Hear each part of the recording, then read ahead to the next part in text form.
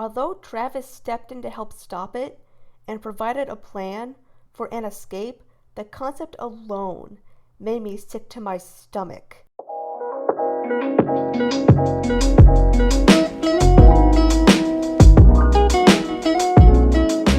Hello, welcome to another book review. I'm your host, Kristen, and today I will be reviewing the post-apocalyptic thriller young adult book, The Wildlands, by Paul Grishy. In case you're interested in buying this book afterward, content warnings are blood/violence, mild gore, child death, sickness, sexual assault reference, pedophilia reference, child brides, and animal injury/death. I will start with the overall plot, then writing, world building, and finally the characters. Also, this review will be spoiler free until this time, so if you want to avoid spoilers, I recommend stopping before that timestamp. Now that those notes are out of the way, let's begin. According to the back of the book, the plot is as follows. Natural disasters and a breakdown of civilization have cut off Alaska from the world and destroyed its landscape. Now, as food runs out and the few who remain turn on each other, Travis and his younger sister Jess must cross hundreds of miles in search of civilization. The wildlands around them are filled with ravenous animals, desperate survivors pushed to the edge, and people who've learned to shoot first and ask questions never. Travis and Jess will make a few friends and a lot of enemies on their terrifying journey across the ruins of today's world, and they'll have to fight for what they believe in as they see how far people will go to survive. Except for the last few chapters, which I'll get into in the spoiler section, the plot was okay. It started off decently enough with Travis, Jess, and their mom and dad packing up what little they saved to finally escape from Alaska. However, after their parents die, Travis and Jess have to navigate the wilderness on their own. Unfortunately, after they met up with other survivors, that's where things started to go downhill in terms of excitement. For one, despite the book promising danger at every turn, there was barely any at all. This contrasted the beginning, where the reader saw the family in potential danger during the first chapter. But after Travis and Jess encountered the second group of survivors, the most they faced before the last chapters were a slow, hungry bear that was barely a threat, and one other group that ran off as soon as one of their own was shot. The middle of the book also dragged on.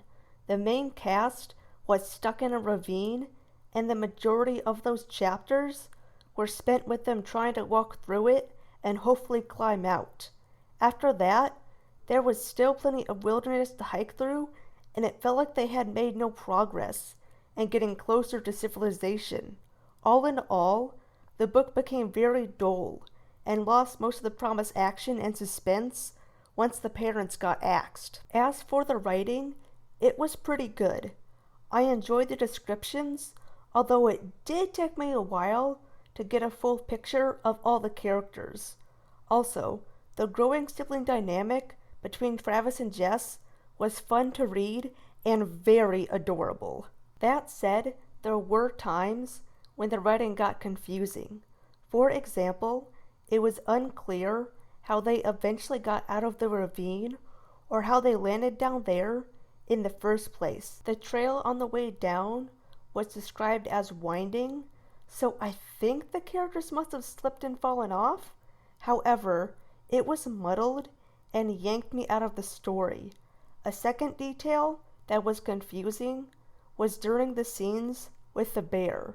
It was hard to picture where the characters were in relation to it, which made for a dull scene. Besides those two scenes, the writing was rather nice, with a chunk of decent foreshadowing from some of the secondary characters.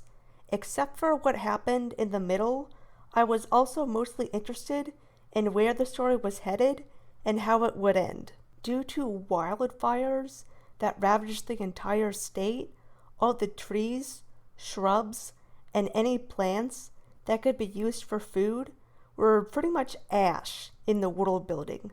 Not only was this not great for the characters' lungs, but it also meant that they had little resources or food. The only food the group had to eat was slimy, canned salmon, which sounded absolutely disgusting. I was a bit lost on how Travis and Jess managed to survive on fish alone for months on end.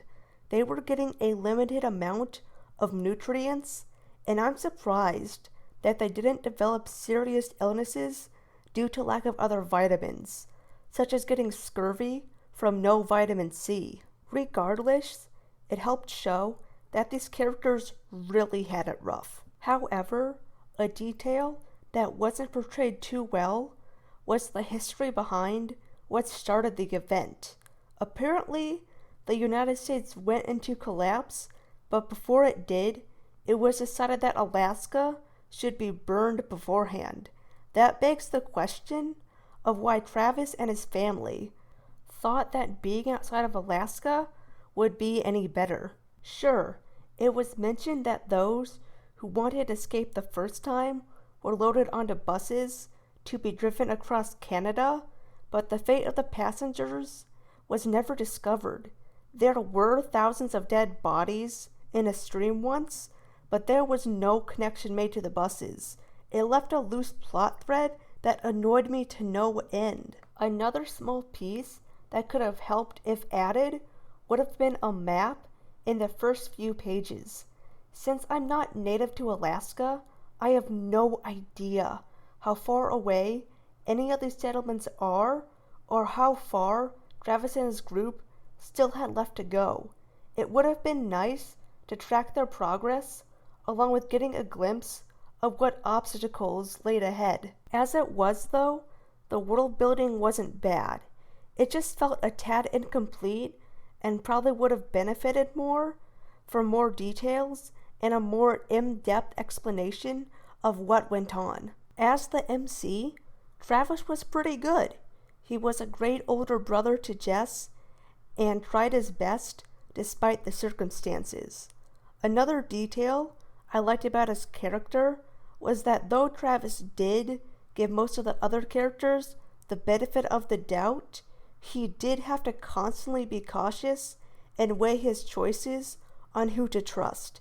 It made him appreciate the choices his parents had to make. However, beyond Travis being a decent older brother and person, there really wasn't much to him. The book doesn't mention what Travis wanted to do with his life after reaching civilization or what he imagined his future would look like. It made it feel like he really wasn't working toward a solid, long-term goal. Jess was a cute kid and had some funny moments. It was wonderful seeing her make new, close friends after the death of most of her family. That said, she had the same issues as Travis, in that the reader never knew her long-term goals, like what Jess wanted to be when she grew up. She was a good kid though, and kept the story from getting too dark at times. Despite the strengths of the two main characters, the side characters did not measure up. The most the group of teen girls had in terms of personality easily blended together to the point where they didn't feel like individuals. The only detail the main teen of the group had going for her was that she was Travis's love interest and that she had a tragic backstory that involved attempted sexual assault. That was it. No goals, no ambitions outside of being seen as a romantic partner. Worse, the attempted sexual assault is not treated with the depth it deserved by the book, to the point where it's rather unnecessary to include a detail since it was brushed aside. Alright, now onto the spoilers. I'll give anyone 3 seconds to clear out if you want to keep this book spoiler free. 1, 2, 3. And here we go! During the last few chapters, The situation took a very dark turn. Jess and the other teens are kidnapped by a community of grown men old enough to be their fathers.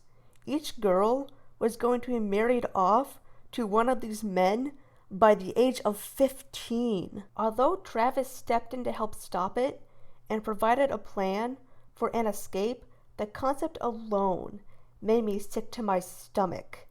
I had to take multiple breaks to get through those last few chapters, and the community is only established to allow Travis to play hero again. The other teens told him that they escaped using their wits, but the reader never saw it, so it felt hollow and like a quick attempt to make them seem strong. Plus, the ending of the book was rather awful. The group met a pair of kayakers who said that their settlement was only a few miles away, and that Alaska had been at war with the US for years by now. After that, as the two were paddling away, a fighter jet soared overhead, and the two kayakers were killed off screen. Travis reassures himself that they can make it to the settlement. And that was it. The book just ended with no sequel planned.